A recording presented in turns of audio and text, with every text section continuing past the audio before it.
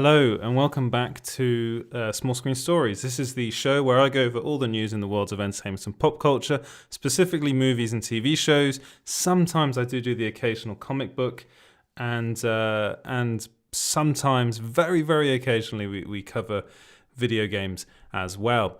I'm Edward Lauder, I'm the editor of Small Screen, and there's so much stuff to get into. But before I get into all of that, I'd just love to say that if you could like and subscribe, that'd be wonderful. If you could also follow us on social media, that's at Small Screen Co. Everyone on social media, that'd be great. Also, to keep up to date with all the news that we come out with.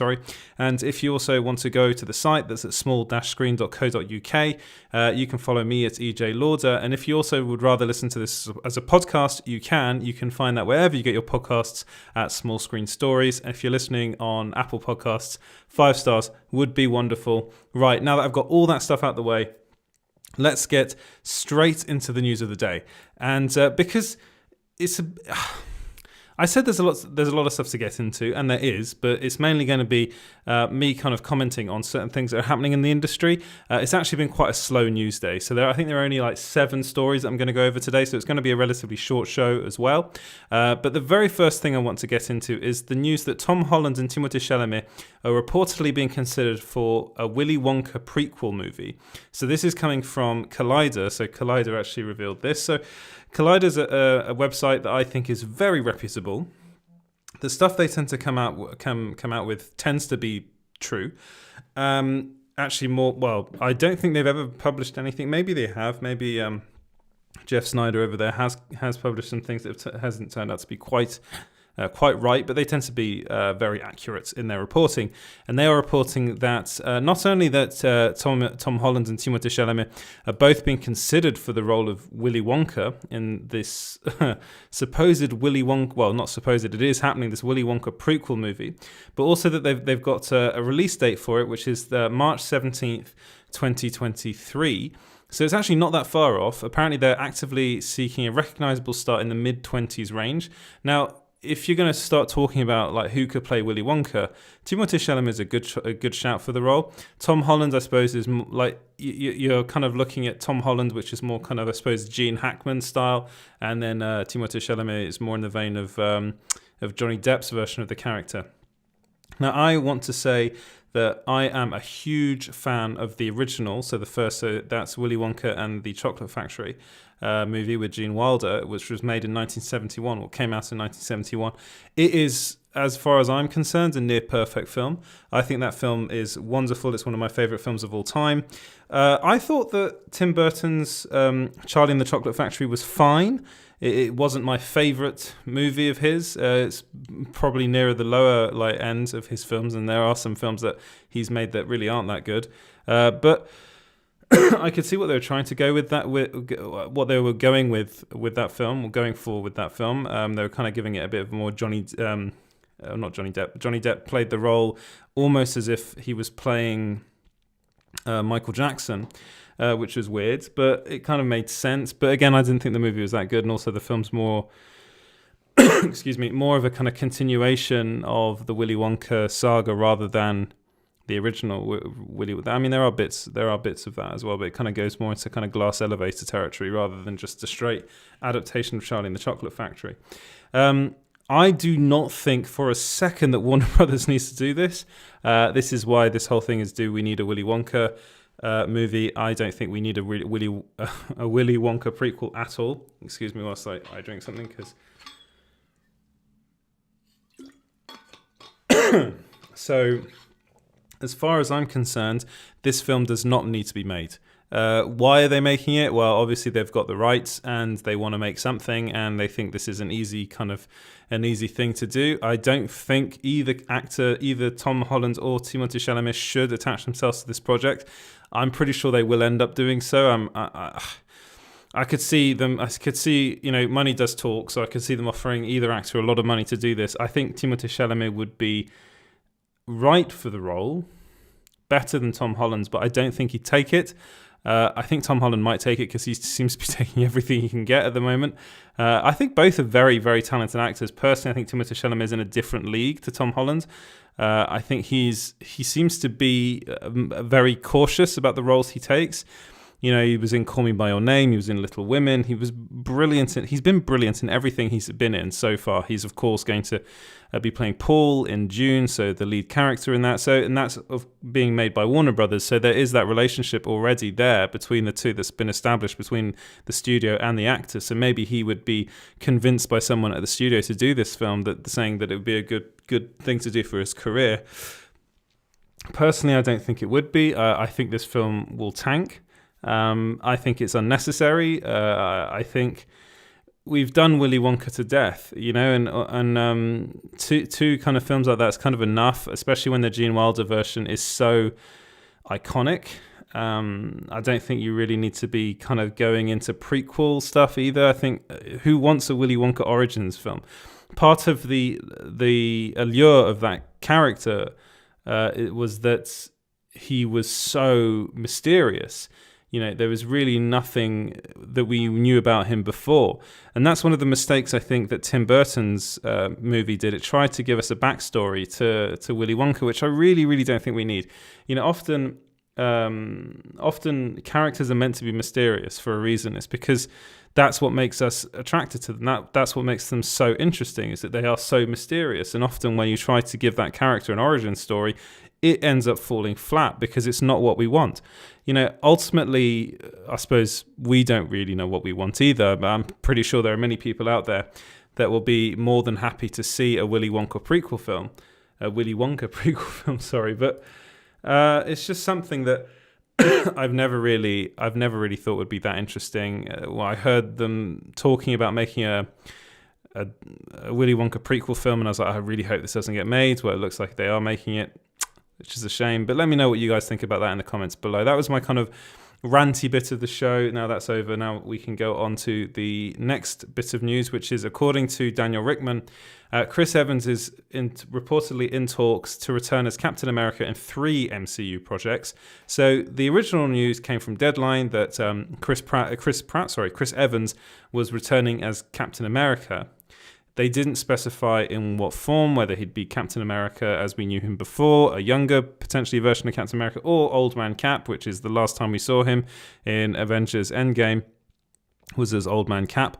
I personally I was really hoping he wouldn't come back, but it's kind of inevitable, I suppose, because, you know, Chris Evans is one of the big draws, and Captain America is still one of the big draws of the MCU. So they're not quite done with that character, it seems.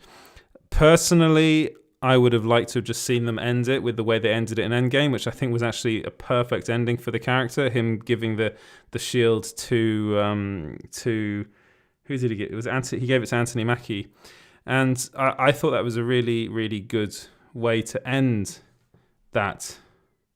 Yeah, that whole thing, his story, his arc. So it looks like they're going to be exploring it further. There have been rumors that he's going to be in Falcon and the Winter Soldier.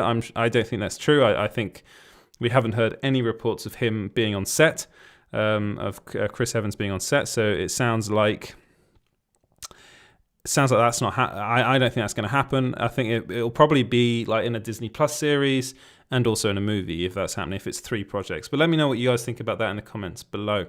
Right, moving on to Daredevil. So it's being rumored that we already know that Charlie Cox is coming back as Daredevil. So it was reported that he'd finished filming his scenes on Spider-Man 3, which was great news. Then we kind of started wondering, well, what sort of Daredevil are we getting? Are we getting the same character that we saw in the Marvel Netflix series? Well, according to Daniel Rickman, no, it's going to be a mostly rebooted version of the character, is what he said. This, to me, I kind of get it and I also don't get it, because the version that we got in the Marvel, in the Netflix Marvel TV shows was basically the perfect version of Daredevil as far as I'm concerned. That's why they wanted Charlie Cox to come back. So what I'm thinking is it's more they're just not going to reference the Marvel TV shows, that were on Netflix. I think that's what they're going to do. I think they're just going to completely ignore those and just have him play Matt Murdock, aka Daredevil, and it'll basically be the same character. Daniel Rickman's saying something different. So again, he is someone that releases a lot of these scoops. So I would kind of take what he's saying with a slight pinch of salt there, because he's probably right in the sense that it's going to be a rebooted version of the character, in the sense that they're just not going to reference the previous shows that he was in, which is fine because Kevin Feige wasn't a fan of those shows. It sounds to me like he was a fan of the casting and a fan of the characters and the way they were played by those actors, which is why they're bringing those actors back. But as far as the story is concerned and how those shows were done, I don't think he was a fan. And also, I think there are difficulties between Jeff Loeb, who was the one that was in charge of those TV shows, and Feige. They did not get on. And Jeff Loeb was very much the show, not really the showrunner, but the one that was in charge of those of the Marvel Netflix TV shows. So it looks to me as though we're going to get Charlie Cox back as Daredevil. He's going to be playing Daredevil in the same way he played him in the Netflix shows, but they're just not going to reference those Netflix shows. That to me seems like the most logical way to move forward, because he's great as Daredevil. We already know he's great as Daredevil. We you can say the same thing about John Bernthal as the Punisher. Kristen Ritter as Jessica Jones. I think Michael Coulter is a really good Luke Cage. As far as Finn Jones is concerned as Iron Fist, I think maybe they could recast Finn Jones, but we're just going to have to wait and see. I'm not sure if they're going to use those two characters moving forward, to be honest. They will use them, but just not in the immediate future. So what do you think about that? Do you like the idea of Daredevil returning? It seems as though it's happening. It seems as though Charlie Cox is coming to the MCU. Do you like the idea of it being a rebooted version, or do you think, like me, it's going to be the same version of the character, just they're not going to reference the previous Marvel Netflix TV shows? Let me know in the comments below. Right, moving on, and we're going to start talking about TV shows. So one of my favorite TV shows that's been released, it was literally released a couple of days ago, is a French TV show called Lupin. So that stars Omar Sy as Hassan. So basically, the premise of the show is that Hassan's father was just want to get the right names. Yeah. So Hassan's father was framed for a robbery that he did not commit, and then he ended up taking his own life in prison. And Hassan has spent before his father died, he gave him a book called Arsène Lupin, the Gentleman Burglar, which is a very famous French book. A bit like I do kind of say it's kind of a mixture of Sherlock Holmes and Robin Hood. It's a really, really good book. If you could pick it up, it's a classic in France. And there are lots and lots of books in the series. And basically, he takes on the idea of Arsène Lupin and kind of becomes a modern day version of that kind of gentleman burglar, the thief. And he pulls off a lot of heists in the show, and the heists are great. I think they're better. Some of the best heists I've seen. Now, some of them, there are some plot holes, and you think, well, that might not work, but you kind of got to go with it. And anyway, it's been really, really popular, this show. So not just in France. So it's been a number one in, the Netflix top 10 in France ever since it was released, but it's also been in the top 10 in America. It's been in the top 10 now. I just want to see. So it's all over Europe. It's been number one in places like Brazil, Vietnam, Argentina, Germany, Italy, Spain, Poland, the Netherlands, the Philippines, Sweden, and just so many other countries. And it's in the top 10, as I said, in the US. So it's really, really taken the world by storm.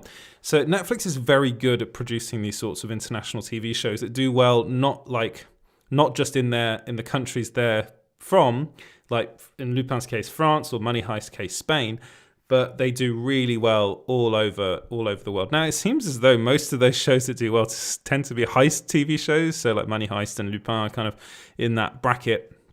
But they revealed that Lupin Season 2, or Part 2, so the next 5 episodes, they're going to be released later this year. So this was actually, I was in contact with someone at Netflix in France, and they said that, yes, this is happening, and it was also revealed by, I think it was Games Radar, that this is happening as well. So they weren't able to give me an official date, but it seems as though it'll be coming in the summer time, so the middle of the year, not the end of the year. I've actually heard that they've already shot these 5 episodes, that they're already ready to go. They're just editing them. So basically, the way they've released it, it was initially going to be a 10 episode season, and they ended up splitting it into 2 parts, which they're doing a lot now. So 2 parts, 5 episodes each, and that the later 5 episodes have already been shot. That's what I'm being led to believe. Now, I don't know if that's actually the case, if they have to shoot them, but then we're currently in lockdown here in France, so it's going to be really difficult to shoot those scenes. I think Omar Sy actually as well has been kind of saying that there's more to come, and they shot more.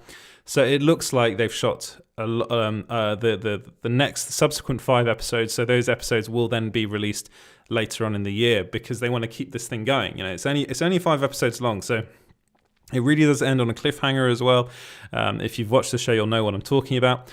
But so yeah, I just love this show. It's now it's basically Netflix's second biggest hit ever. So it's, you know, this year it's just been hit after hit after hit with Netflix. So it started off with The Queen's Gambit, which ended up with 62 million households watching it in the first 28 days, which is how they kind of do these things. Then again, a watch for Netflix, I believe, only consists of 2 minutes. So if you've watched something for 2 minutes, they consider that as a watch, as a view, which is a bit of a fudge as far as I'm concerned. But that's how they do things. Then Bridgerton came in at 63 million, so that overtook The Queen's Gambit. And now it looks like Lupin's on course to be watched by over 70 million households in its first 28 days, which is ludicrous. That's just behind The Witcher. I think The Witcher was at 74 million. So it basically means that Lupin's leapfrogged everything and is now like one of the biggest Netflix. This is the original shows, so not, you know, they reveal these numbers for original shows, not other shows. So I'm pretty sure other shows on the streaming service will be watched more. Incidentally, I think they've lost over 1 billion minutes of content now recently, after there was a whole, I think The Office, the US version of The Office was taken off. So Netflix is in a weird place at the moment, so they actually really need more shows like this. What's been good about the programming on Netflix is that their original content's been doing well. And they've really been boasting about that. You know, they've been saying, you know, we got this. Also, I think they've now gone over 200 million subscribers, which is good for them. But the problem they seem to be having is that they don't want to be releasing licensing content as much. They want to be more like Disney Plus in the sense of having as much original content as they can have, because in the long run, that's actually cheaper. Because Netflix spends most of its money licensing things. So, you know, so everywhere in Europe, I think Friends is on Netflix, which is a huge drain financially, because it's a lot of money for them to license that show. It's the same with the movies and other TV shows like The Office. One of the reasons why they stopped, they aren't showing The Office anymore on Netflix is because it was just too expensive. It was too expensive for them to have that show on.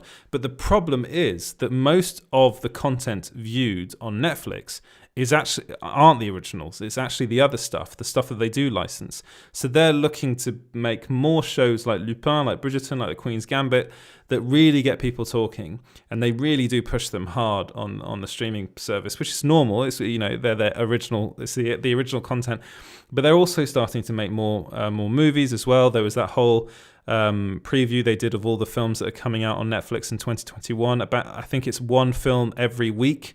One new film every week in 2021, which is massive. That's a lot of movie to watch. You know, they won't all be winners, but there are some on that list that are really good. Of course, I think one of the biggest ones to come out this year will be Zack Snyder's Army of the Dead, which is coming out, I think, middle of the year. Maybe more towards the end, towards the onset of winter. So yeah, Netflix, all this to say is that Lupin's doing really well for Netflix. Season 2 is coming. It will be released in 2021, maybe summertime 2021, and it's the second most watched Netflix original TV show. So it's done really well. It's great for French programming, because I revealed to you guys yesterday that La Révolution Season 2 isn't happening. It's been cancelled. Which is a shame, because I think that's actually quite a decent show as well. But at least Lupin's done well. Right, moving on to Liam Neeson. So Liam Neeson's actually revealed that he'd love to play Qui-Gon Jinn in the Obi-Wan Kenobi series. So he actually revealed this in an interview with Collider, which was fun.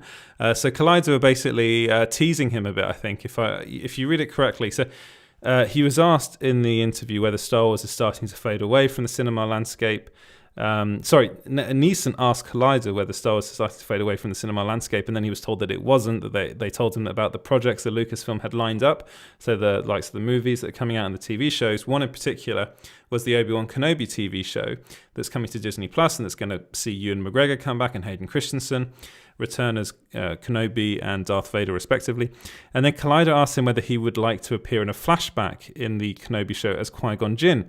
And apparently Liam Neeson smiled and answered, "Sure, I'd be up for that, yeah." So, yeah, seems as though he'd like to come back as Qui-Gon Jinn, which, you know what, I would love to see. The thing is, though, I was thinking about it, he's not coming back in the Obi-Wan Kenobi show. I'm pretty sure that's not happening because it wouldn't really make...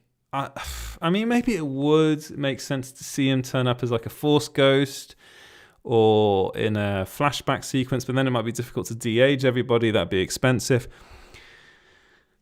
The fact of the matter is, I don't know what's happening. I have been asking around, but I don't know. No one else seems to be reporting that Qui-Gon Jinn is returning. So we'll just have to wait and see. That's the bottom line. But let me know what you guys think about all of that in the comments below. Right, the final bit of news I'm going to go over, which I actually forgot to get to earlier, is actually about Batman Beyond. So it's kind of movie, TV show kind of crossover here. But the Batman Beyond creator, who's Paul Dini, who created the likes of the Batman animated series, Batman the animated series as well, and a lot of the animated stuff over at DC Animation. He was talking to Sci-Fi Wire, and they were talking about Michael Keaton playing an older Bruce Wayne. So he is coming back. Michael Keaton is coming back as Batman in the Flash movie. But we've reported that he's actually been in talks and actually signed on to play Bruce Wayne in a Batman Beyond live action project. We've been told various things, whether it's kind of some sources have told us that it's a movie, other sources have told us no, that it's a series. So I'm still kind of trying to figure all that out for you.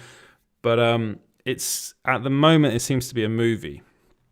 At the moment, that's the last thing I've heard. But that might change. But again, these things do change. As it stands, the project apparently is reportedly going to be a film, and one of those, 2 films a year that's being brought to HBO Max, as Walter Hamada said. Anyway, here's what Paul Dini said in the interview. He said, "Honestly, I think the idea of Michael Keaton doing it is cool. Honestly, he looks a little too good. I know he's probably in his mid-60s now, but he looks pretty damn good for being over 60. I like my old Bruce Wayne to be like really old, but who knows? It would certainly still work. He looks like he could kick most guys' asses." So I looked into this. Michael Keaton's actually 70. So he looks really good for his age. I'll just check that actually. I'm pretty sure he's 70 years old. Age. He's 69. All right, he's 69 years old. So he's almost 70. He's 1 year away from being 70. So he looks super good for that, for 69. Well, I don't know what he does, but keep on doing it. I think he'd be perfect. I think it's the perfect time to bring him back as Bruce Wayne. We already know he's coming back as Bruce Wayne in The Flash, and he loves being Batman. It's something that he's very proud of, which he should be. He's one of the best, if not the best, Batman of all time. So the idea of making a Batman Beyond live action show or movie just makes sense. Especially with all the HBO Max stuff that's going on, it would work really well on that platform. And then the idea of having Michael Keaton play Bruce Wayne in that is also just makes so much sense. So that's why when sources came to me saying it was true, that it was happening, I was like, okay, well, this does kind of tie in with a lot of other stuff I've been told. And I just want to see it. And I know a lot of people want to see it as well. Hopefully, like 2023, maybe we'll end up getting to see this thing. We'll just have to wait and see. But let me know what you guys think. Would you like to see a Batman Beyond live action film or TV show? Let me know in the comments. Also, what do you think about Michael Keaton coming back to play Batman? let me know. And with that, I'll say goodbye. Thank you so much for watching and listening. Again, you can follow us everywhere on social media at Small Screen Co. That's Facebook, Instagram, and Twitter. You can, if you could like and subscribe on YouTube, that'd be wonderful as well. Comments, leave me your comments. Tell me what you're thinking. Tell me what you want to see, what you like, what you don't like. Pop culture wise, by the way, and also if you want to listen to this as a podcast, you can. It's wherever you get your podcasts. It's Small Screen Stories. If you're listening on Apple Podcasts, give us 5 stars. That'd be really wonderful if you could do that. You can follow me at EJ Lauder on Twitter. I tend to just talk about small screen stuff, so stuff we're doing on small screen and pop culture stuff on there. And I will see you guys in the next episode, which will be coming to you tomorrow. Thank you very much for watching. Have a very good night. Goodbye.